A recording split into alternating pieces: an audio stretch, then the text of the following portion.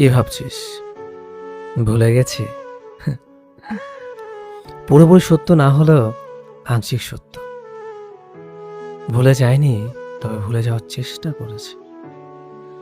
ভুলে যাব কথাটা বলা যতটা সহজ, কাজ করে দেখানোটা ঠিক ততটাই কঠিন।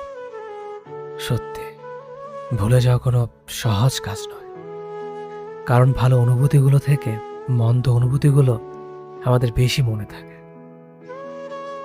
ভালো অনুভূতিগুলো আমাদের মনে যতটা না দাগ কাটে, মন্দ অনুভূতিগুলো তার থেকে দ্বিগুণ বেশি দাগ কাটে। তবে যে অনুভূতিগুলো কষ্ট দেয়, বারবার তীক্ষ্ণ ব্যথা সৃষ্টি করে, সেই অনুভূতিগুলো ভুলে থাকাই ভালো। তাই ভুলে যাওয়ার চেষ্টা করাটাই উত্তম, বাকিটা মন সাপেক্ষ। প্রাক্তন, কি মনে হয় সবার কাছে এটা বিরক্তকর শব্দ? না। প্রাক্তনকে সবাই লোক দেখে গালিগালাজ করলো, তার থেকে জিজ্ঞেস করুন প্রাক্তন মানুষটাকে ঘৃণা করতে গিয়ে তার বুক কেঁপে ওঠে কিনা। প্রাক্তন আমারও ছিল, তবে সম্মান করে চেয়েছিলাম দুজনেই, তারপরও পাওয়া হয়নি। তার দোষ দিয়েই বা কি লাভ? হয়তো উনি ঠিক করে রেখেছেন যে তোর পাঁজরের হার ওর শরীরে নেই। যাই হোক, তাকে ভুলিয়ে দেওয়ার জন্য যার আগমন হয় আমার জীবনে, তাকে পেয়েও এখনো পাওয়া হয়নি। কখনো চাইনি এই প্রাক্তন নামক শব্দটা তোমার জন্য আমার মুখ থেকে উচ্চারিত হোক। এক পৃথিবী মানুষকে মানিয়ে আমি তোমাকে আমার প্রিয়তমা করে নিব। শুধু হাতটা ধরে রেখো, দোয়া চাই। কিছু পুরুষ আছে যারা মধ্যরাতে যৌন চাহিদাতে উত্তেজিত হওয়ার পর বউকে ভোগের বস্তু মনে করে না। মাঝরাতে যখন তারা দেখে স্ত্রীর গায়ের তাপমাত্রা বেশি, তখন স্ত্রীর সাথে শারীরিক মেলামেশা না করে তার মাথায় জলপট্টি দিয়ে দেয়। কিছু পুরুষ এখনো আছে যারা গার্লফ্রেন্ডকে নিয়ে রুম ডেট করার চিন্তাতে মগ্ন থাকে না, বরং গার্লফ্রেন্ডকে কিভাবে বউ করা যায় তার জন্য লড়াই করতে থাকে। কিছু পুরুষ আছে যারা কোনো নির্জন জায়গা পেলেই গার্লফ্রেন্ডের বুকে হাত দেয় না, বরং অন্যটা ঠিক করে দেয়। কিছু পুরুষ এখনো আছে যারা তাদের পিতামাতার বৃদ্ধ বয়সের খুঁটি হয়ে দাঁড়ায়। পিতামাতাকে নিজের সবটা দিয়ে ভালো রাখার চেষ্টা করেছে, তবু আমাদের এই সমাজ আমাদের চোখে আঙুল দিয়ে দেখিয়ে দিতে চায় পুরুষ জাতি খারাপ, পুরুষ জাতটা বেঈমান। সবাই এক হয় না, সবার মেন্টালিটি, পারিবারিক শিক্ষা, ধর্মীয় শিক্ষা এক হয় না, তাই সবাইকে এক পাল্লাতে মাপা ঠিক না। কিছু মানুষ অকারণে অনলাইনে থাকে, খুব ভোরবেলা, গভীর রাত, দুপুর, বিকেল, সব সময় এদের অনলাইনে পাওয়া যায়। এরা কাউকে মেসেজ দেয় না, ফেসবুকের নিউজ ফিডে স্ক্রল করতে করতে ক্লান্ত হয় না। একবার নিউজ ফিড, একবার মেসেঞ্জার পালাক্রমে ঘুরে বেড়ায়, কিন্তু কাউকে নক করে না। এই মানুষগুলোর জন্য কেউ অনলাইনে অপেক্ষা করে না, কেউ কখনো তাদের খোঁজই নেয় না, তবুও এরা অনলাইনে আসে। কিছু যেন একটা আকর্ষণ এখানে আছে, কিন্তু কি আছে তারা এটাও জানে না। এরা জানে শুধু ফেসবুকে স্ক্রল করতে, ঘন্টার পর ঘন্টা অন্যের ডে দেখে সময় পার করতে। কেউ কেউ দুই একটা পুরাতন মেসেজ ঘেটে দেখে। এরা কারা জানেন?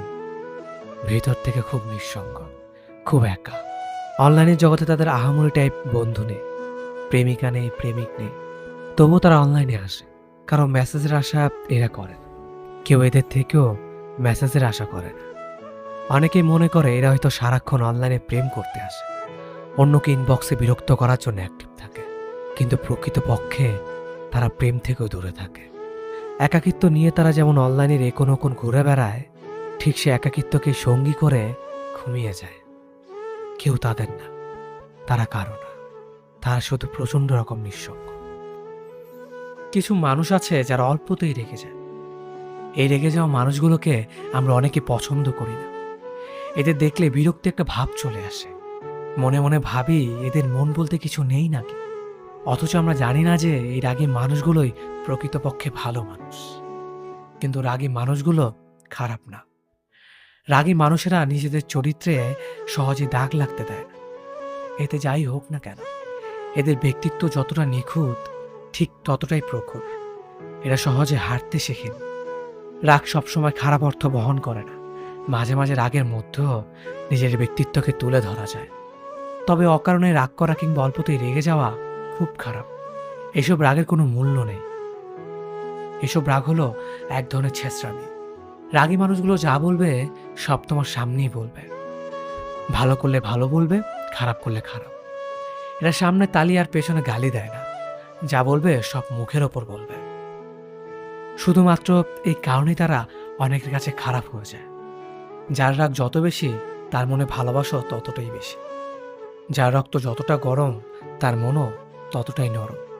যে বেশি বকাঝকা করে, সে নীরবে ততটাই কাঁদে। যে তোমাকে যতটা কাঁদায়, সে তোমার হাসির জন্য ততটাই কারণ খুঁজতে থাকে। তাই রাগী মানুষদের আপন করতে শিখো। একবার আপন হয়ে গেলে তারা সহজেই পর করে দেয় না। রাগী মানুষগুলো ভালোবাসা খুব কম পায়, কিন্তু যতটুকু পায় ঠিক ততটুকু ধরে রাখতে জানে। কেউ আমাকে ভালোবাসলেই মনে হয় সে আমার মনের মতো হয়ে চলুক। আমি যা পছন্দ করি সে তাই করুক। আমার যা কিছু অপছন্দের সে এড়িয়ে যাক। এই ব্যতিক্রম হলেই আমি ভাবি আমার পছন্দ অপছন্দের কোনো প্রায়োরিটি দেয় না। সে আমাকে কতটুকুই বা ভালোবাসতে পারে। আমি যাকে ভালোবাসি সে চায় আমি তার মনের মতো হয়ে চলি। তা যা কিছু অপছন্দের আমি তা এড়িয়ে যাই, তা যা কিছু পছন্দের আমি তাই করি। এর ব্যতিক্রম হলে সে ভাবে আমি তার মতামতের প্রায়োরিটি দিচ্ছি না। অথচ আমাদের দুটি জীবন আলাদা, আমরা দুটি মানুষ আলাদা, আমাদের পছন্দ অপছন্দ আলাদা, আমাদের ভালো লাগা মন্দ লাগার কারণ আলাদা, আমাদের স্বপ্ন আলাদা। এই যে নিজেকে প্রতিষ্ঠিত করার চর্চা, এটা অপরাধ নয়। জীবনের জন্য মানুষ লাগে, মানুষের জন্য জীবনকে স্যাক্রিফাইস করার অনুভূতিটা খুবই সাময়িক। আমরা এত বড় একটা হৃদয় নিয়ে মানুষকে ভালোবাসার পর এতটা সংকীর্ণ হয়ে যায় কেন, কে জানে। আমরা কেন একজন আরেকজনের পৃথিবীকে সংকুচিত করে দিতে চাই? ভালোবাসলে স্বাধীনতা দিতে হয়। স্বাধীনতা মানেই উড়ে যাওয়ার ভয় নয়। যে তোমাকে ভালোবাসবে, স্বাধীনতা পেলেও সে এসে তোমার পাশে বসে থাকবে। যে ভালোবাসবে না, তাকে আটকে রাখলেও সে তোমার নয়।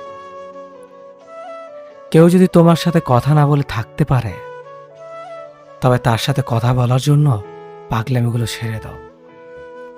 তোমার আকুলতার কারণ সে বুঝবে না। কেউ যদি তোমাকে কষ্ট দিয়ে স্থির থাকতে পারে, তবে তাকে নিয়ে অস্থির হওয়াটাকে ভুলে শক্ত হও। কারণ তোমার কষ্ট তাকে কখনো বিচলিত করবে না। কেউ যদি তোমার মূল্য না বুঝে, তবে তার কাছ থেকে বারবার নিজের গুরুত্ব চাওয়া থেকে বিরত থাকো। কারণ সে কখনোই তোমার কদর করবে না। কেউ যদি তোমাকে ছাড়াই একা পথ চলতে পারে, তবে তার পথ থেকে সরে দাঁড়াও। কারণ তুমি তার জীবনের সফল সঙ্গী হবে না। মোট কথা, কেউ যদি তোমাকে তার জীবনে চায়, তবে তাকে আঁকড়ে ধরো। কেউ যদি তোমাকে ছাড়া ভালো থাকতে পারে, তবে তাকে ভালো থাকতে দাও। ক্ষণিকের বুক ভরা অনুভূতিগুলোর ব্যাখ্যা ঠিক বোধগম্য হয়ে ওঠে না কখনো কখনো। ভালো লাগার ভালোবাসার মধ্যে সর্বদা কেমন যেন ব্যালেন্সিং চলতে থাকে। হয়তো তাই ভালোবাসার প্রকৃত সংজ্ঞা আমি আজও রপ্ত করতে পারিনি। বিচ্ছেদী মস্তিষ্কগুলো থেকে যেমন শুনেছি, ভালোবাসা বলতে কিছুই নেই, সবই আবেগ। ঠিক তার পরক্ষণে প্রেমের মেঘগুচ্ছে ভাসতে থাকা মস্তিষ্ক থেকে শুনেছি, ভালোবাসা মানে কাউকে তীব্রভাবে ভালো লাগা। আর বিজ্ঞানপ্রিয় মস্তিষ্কগুলো আবার কখনো কখনো হরমোনাল ফ্যাক্ট বলে হেসে উড়িয়ে দিয়েছে। খুব সম্ভবত ভালোবাসার ব্যাপারে সব যোগ্য তারাই, যারা এক চাওতে ভালোবাসা পেয়ে গেছে। হওয়াটাও স্বাভাবিক। যাকে চেয়েছে তাকে পেয়ে গেছে। আবার অত শত সংজ্ঞা ভাবার সময় আছে নাকি? ঠিক তার বিপরীত অগণিতবার চাওয়ার পরেও না পাওয়ার মস্তিষ্কগুলোর কাছে কিছুটা সংজ্ঞা পাওয়া গেলেও তাকে সুখগল্প না বলে দুঃখগল্প বলাই শ্রেয়। আমার কাছে ভালোবাসা মানে মুহূর্ত। ঠিক যেমনভাবে সম্পর্কের ইতিটাতেও কিছু ভালোবাসা ইতি টানে না, তেমনভাবেই মুহূর্ত আজানো মস্তিষ্কের করিডোরে তার আনাগোনা রেখে যায়। আমি তো আজানো মুহূর্তে বেঁচেছি।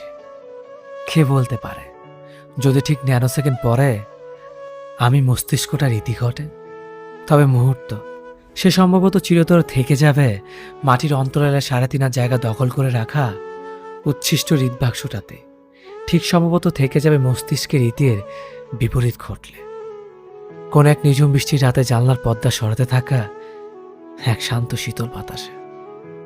যেদিন ভালোবাসার সংজ্ঞা পেয়ে যাবে, সেদিন হয়তো ভালোবাসা থেকে সরে যেতে ইচ্ছে হবে, কিংবা তীব্রভাবে কাউকে ভালোবাসতে ইচ্ছে হবে। সব মিলিয়ে ভালোবাসা তোমার জন্য দিন শেষে একটাই সুর। তোমাকে বুঝি না প্রিয়, বোঝো না তুমি আমায়।